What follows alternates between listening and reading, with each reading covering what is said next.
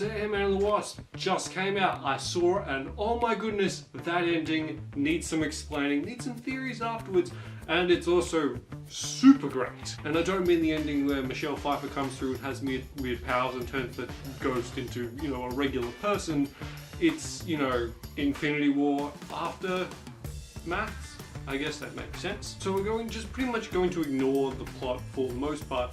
We're just going to talk about really the post-credit scene, well, the post-credit scenes of Ant-Man. And let's start off with this. Ant-Man, he goes back into the quantum realm to get some particles to help Ghost retain, like, still not being able to phase through anything. And Hope, Janet, and Hank Pym, they're all like trying to help him, like they all send him in, they're sort of waiting for him on the outside of the particle tunnel. I think that's what it's called, quantum tunnel. That's what it is. And he goes in and he gets the particles, and just as he's about to go out, he the connection cuts off between between the others and Scott Lang, and Scott doesn't know why, and it turns out that all the others have turned to dust because of Thanos clicking his fingers at the end of Infinity War. And all of them are gone, he's stuck in the quantum realm, and then there's the second post-credit scene where pretty much the world seems really empty and it's going around Scott's house, and it focuses on that giant ant that was supposed to be like pretend Scott, and he's playing the electronic drums whilst there's, you know, the standby for communication TV and in general just everything being a disaster outside. And what that means is really the world's gone, pretty much. Ant-Man's trapped in the quantum realm, there's an ant playing the electronic drums, and it's really fascinating. What most fascinated me most was just the media communications have been cut off almost completely. It's become an apocalypse of some sort. And that's what I can take away. What I do have is some theories. Now how does Scott Lang get out of the quantum realm? I have a couple theories. First one, he gets out of there the same way he did the first movie, by messing around with his regulator and shrinking back to normal size. He can easily do that. Like, it's a tunnel. It's not, you know, like an alternate dimension. He can just pop up anywhere, really. That's the problem. And he'll mess with his regulator, come back to normal size, team up with the Avengers, go fight Thanos, and time travel. That's my first theory, because I feel like that's going to be the most likely one, and they're going to solve this problem with, you know, within 5 minutes of establishing it in Avengers 4. Oh, we need Ant-Man? Oh, he's there. He got back there himself.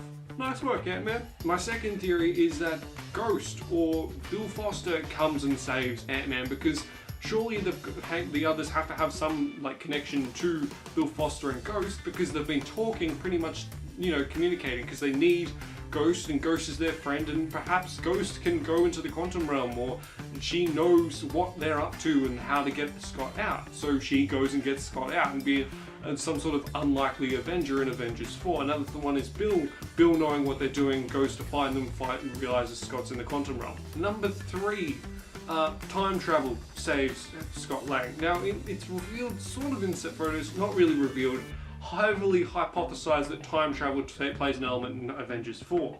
And Ant-Man is seen on the set, so we know where Ant-Man gets out. The problem is like, how? So do they go back in time and get him before the snap? Do they get all the Avengers before the snap and team up? What's the play here? And then the entire thing never happens. He never gets trapped in the quantum realm. He's just saved by time travel. My fourth theory is that the Avengers fight without Ant-Man. Ant-Man is a problem for Ant-Man 3, or perhaps a Wasp standalone movie.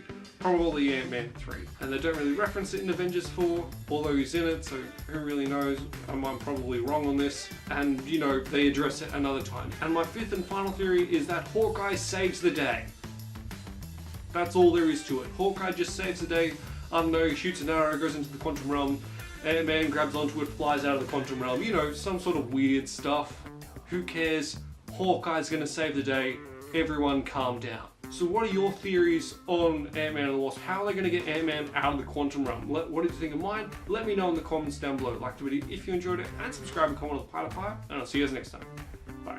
Well done, you made it to the end of the video. Why don't you click on one of these 2 videos for more content, or subscribe, so just be reminded of when I upload. So, you know, subscribe. That'd be great.